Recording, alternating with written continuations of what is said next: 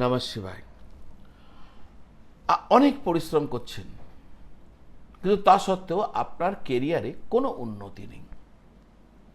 বিয়ের বয়স পেরিয়ে যাচ্ছে, বিয়ের কথা হচ্ছে কিন্তু ফাইনাল হচ্ছে না, কথা এগোচ্ছে না। আপনার জমানো টাকা অন্যেরা ভোগ করে চলে যাচ্ছেন। যদি এই সমস্ত পরিস্থিতির উত্তরে আপনি বলেন হ্যাঁ আমার ক্ষেত্রেও এরকমই ঘটছে, তাহলে জানবেন এর পেছনে এক রহস্যময় শক্তির হাত থাকতে পারে, যাকে আমরা বলি কেতুর শক্তি। কেতু যখন অশুভ হয় না, তখন মানুষ সারা জীবন কেবল দৌড়ে বেড়ায়, কিন্তু কিছুতেই সে তার লক্ষ্যে পৌঁছতে পারে না। আপনার জীবনের সেটেলমেন্ট, সেটা ক্যারিয়ারের ক্ষেত্রে হোক, বিবাহের ক্ষেত্রে হোক, টাকা পয়সার ক্ষেত্রে হোক, কিভাবে কেতু আটকে দেয় আমি আজকে এই ভিডিওর মাধ্যম দিয়ে বলতে চলেছি। আর কেতু যদি আপনার খারাপ হয়ে থাকে, তার জন্য প্রতিকার কি হবে যাতে আপনি রক্ষা পেতে পারেন, এটাকে প্রোটেক্ট করতে পারেন, সে মহা উপায়, মহা প্রতিকার কি হতে পারে সেটাও আমি বলবো। শেষ পর্যন্ত সঙ্গে থাকবেন। আমি কেতুকে নিয়ে এমন কিছু তথ্য আপনাদের সামনে রাখতে চলেছি যা নিশ্চিতভাবে আপনাদের জীবনে যদি এই ধরনের কোনো অসুবিধা আছে, তাহলে সেই অসুবিধাকে অ্যাড্রেস করতে আপনাকে সাহায্য করবে। কি করবেন? কিন্তু তার আগে বলবো, আপনারা যারা আমার সাথে যোগাযোগ করতে চাইছেন, জ্যোতিষ সম্পর্কে কোনো জিজ্ঞাসা রয়েছে আপনার মধ্যে, তার উত্তর জানতে চাইছেন, প্রতিকার প্রতিবিধান কি করবেন জানতে চাইছেন, কুণ্ডলী বিচার করাতে চাইছেন, তাহলে আপনারা আপনার বাড়িতে বসে অনলাইন ভিডিও কলের মাধ্যমে অথবা আমার যে কোনো চেম্বারে এসে সরাসরি দেখা করে আমার সাথে যোগাযোগ করতে পারেন। তার জন্য কি করতে হবে? তার জন্য এই স্ক্রিনের নিচে যে নাম্বার দেওয়া আছে 9830564500, এই নাম্বারে ফোন করে যোগাযোগ করলে বা হোয়াটসঅ্যাপ করে যোগাযোগ করলে আমার অফিস থেকে বলে দেবে কিভাবে আপনারা আমার সাথে যোগাযোগ করবেন। যদি জ্যোতিষ সংক্রান্ত কোনো বিষয় নিয়ে আপনার কোনো প্রশ্ন রয়েছে যার আপনি উত্তর খুঁজে বেড়াচ্ছেন, আর যদি মনে করেন আমি যথার্থ লোক, তাহলে যোগাযোগ করে নেবেন। আসা যাক মূল আলোচনায়। আপনি কি খেয়াল করেছেন আপনার মাথায় দারুণ দারুণ সব নানা রকম আইডিয়া আসে, কিন্তু সেগুলো যখন আপনি কাজে লাগাতে যান, দেখেন তার আগেই সেই আইডিয়া অন্য কেউ ব্যবহার করে ফেলেছে আর সে সফল হয়ে গেছে। আপনি খালি ভেবেছেন কিন্তু করতে পারেননি। এটা কেতুর জন্য হয়। অশুভ কেতু থাকলে আপনি নিজের বুদ্ধির সুফল নিজে পাবেন না। বারবার কাজ বদলানো, ব্যবসায় অহেতুক মন্দা আপনার নিত্য সঙ্গী হয়ে উঠবে। বিশেষ করে যাদের তৃতীয় ঘরে কেতু থাকে না, তারা খুব সহজেই অন্যদের দ্বারা প্রভাবিত হন। মানুষ তৃতীয় ঘরে কেতু যার থাকে, সেই ব্যক্তির কাছ থেকে সবটুকু সুবিধা নিয়ে তাকে নিঃস্ব করে দিয়ে চলে যায়। যদি আপনার তৃতীয় ঘরে কেতু আছে, শেষ পর্যন্ত সঙ্গে থাকবেন, বা যদি আপনার কেতু অশুভ হয়ে থাকে, শেষ পর্যন্ত সঙ্গে থাকবেন। আমি কিন্তু উপায়ও আপনাদেরকে এই ভিডিওর মাধ্যম দ্বারা জানাবো।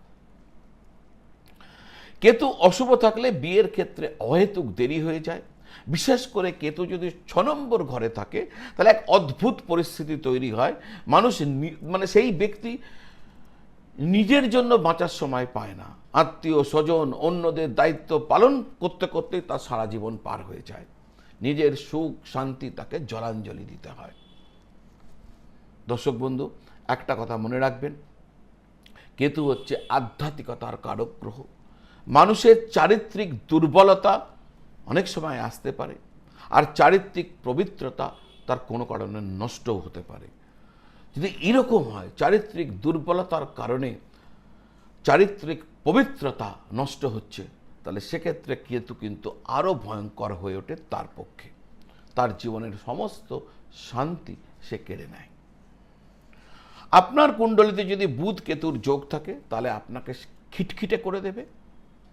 বন্ধু বান্ধব এদের সাথে খারাপ ব্যবহার করতে থাকবেন। আর আপনি যদি ব্যবসা করেন, তাহলে ব্যবসায় ক্ষতিগ্রস্ত হতে থাকবেন। চন্দ্রকেতু যোগ সব থেকে কষ্টদায়ক, অর্থাৎ একসাথে চন্দ্রকেতু, এটি আপনাকে চরম দুশ্চিন্তা বা ডিপ্রেশনের মধ্যে ফেলে দেয়। বাস্তুশাস্ত্রে আপনার ঘরের যে মাঝখানের অংশ, যাকে ব্রহ্মস্থান বলে, সেটি হচ্ছে কেতুস্থান। যদি আপনার বাড়ির ঠিক মাঝখানে কোনো ভারী কোনো পিলার থাকে, কোনো সিঁড়ি থাকে বা খুব নোংরা থাকে, তবে জানবেন কেতু আপনার জীবনে স্থিতি আসতে দেবে না। ব্রহ্মস্থানের ওপর অহেতুক চাপ মানেই কেতুর কুদৃষ্টি। দর্শক বন্ধু, এগুলো শুনে আপনাদের অনেকের সাথে হয়তো এই রকম রয়েছে, আপনারা ঘাবড়ে যাচ্ছেন, কি করবেন? আমি আপনাদের উপায় বলবো। আমি আগেই বলেছি নিশ্চয়ই প্রতিকার বলবো, কিন্তু দর্শক বন্ধু, প্রতিকার বলার আগে আপনাদের কাছে আমার অনুরোধ, এতক্ষণ পর্যন্ত যদি ভিডিও দেখেছেন, মাত্র 2 সেকেন্ড সময় লাগবে। এই চ্যানেলটি যদি আপনি সাবস্ক্রাইব এখনও করেননি, চ্যানেলটি সাবস্ক্রাইব করে বেল আইকন প্রেস করে দেবেন। এই ধরনের ভিডিও প্রত্যেক দিন আপনার কাছে পৌঁছতে থাকবে। আপনি যদি চ্যানেলটি সাবস্ক্রাইব করে বেল আইকন প্রেস করে দেন, বা ভিডিওতে একটি লাইক দেন, বা ভিডিওটি শেয়ার করেন, তাহলে এই ধরনের আলোচনা ইউটিউব অনেক মানুষের কাছে পৌঁছে দেবেন, যারা জ্যোতিষ ভালোবাসেন, জ্যোতিষকে পছন্দ করেন। সনাতন ধর্ম বেদের অঙ্গ, এটা বেদাঙ্গ এই জ্যোতিষ। সনাতন ধর্মের প্রচার প্রসারে আপনিও একটা ছোট্ট হলেও ভূমিকা নিয়ে নেবেন। তো আমার অনুরোধ রইল, চ্যানেলটি সাবস্ক্রাইব করে বেল আইকন প্রেস করে দেওয়া, আর এই ভিডিওকে লাইক করার বা শেয়ার করার। প্রতিকার কি করবেন? দর্শক বন্ধু, আগে তো প্রথম ভয় পাবেন না। সামান্য কিছু অভ্যাস, সহজ অভ্যাস, অনেক টাকা খরচা হবে না, সেগুলো আমি বলছি যা আপনার জীবন বদলে দিতে পারে। প্রথম কথা হচ্ছে ব্রহ্মস্থানের প্রতিকার কি হবে। প্রতিদিন সকালে বাড়ির মাঝখানে অল্প কাঁচা দুধ আর কেশর মিশিয়ে একটা ঘোলা তৈরি করুন, আর ওই ঘোলা ছিটা ওই ব্রহ্মস্থানে দেবেন। এতে বাড়ির নেগেটিভিটি, যে নেতিবাচক শক্তি, তা দূরে চলে যাবে।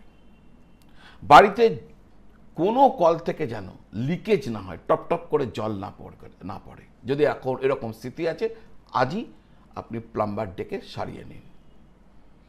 এর ফলে কি হয়, কেতু ও চন্দ্রের যে অশুভ প্রভাব, সেটা বেড়ে যায়।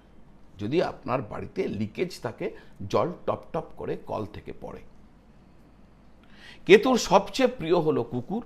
রাস্তার যে অবহেলিত কুকুররা রয়েছে, তাদেরকে নিয়মিত রুটি খাওয়ান, দুধ খাওয়ান, যদি সম্ভব হয় আপনাদের, আর তাদেরকে খাওয়ান। এটি কেতুকে শান্ত করার এক প্রাচীন উপায়। প্রতি বৃহস্পতিবার বা রবিবার মন্দিরে গিয়ে ছোলার ডাল এবং সাথে, যদি ছোলার ডাল না পারেন, কাঁচা হলুদ আপনি দান করবেন। দর্শক বন্ধু, এই যে আমি উপায়গুলো বললাম, এই উপায়গুলো যদি আপনি করতে পারেন, নিশ্চিত আপনার কেতুর সমস্যাকে আপনি দেখবেন কম হয়ে গেছে। আমার কথা শুনে করে দেখুন না। আমি যা যা উপায় বলেছি খুব একদম কস্টলি নয়। আমি আপনাকে অনেক টাকা দিয়ে ক্যাটসাই করতেও বলিনি, বা অনেক বড় লম্বা পূজা পাঠ করতেও বলিনি। সামান্য কিছু বলেছি। এই সামান্য প্রতিকার অসামান্য ফল আপনার জন্য নিয়ে আসতে পারে। তো আজ এই পর্যন্ত। যাবার সময় আরও একটা অনুরোধ, কমেন্ট বক্সে লিখবেন হর হর মহাদেব, আমি লিখব জয় শিব শঙ্কর। কেন? এই যে আপনি লিখলেন ভগবান শিবের একটা অংশের নাম, আর আমি আর একটা, তো দুটো মিলে যে মন্ত্র তৈরি হলো, আপনি বলছেন হর হর মহাদেব, আমি বলছি জয় শিব শঙ্কর। পূর্ণতা, ভগবান শিবের আশীর্বাদ আপনিও পাবেন, আমিও পাবো। নমঃ শিবায়।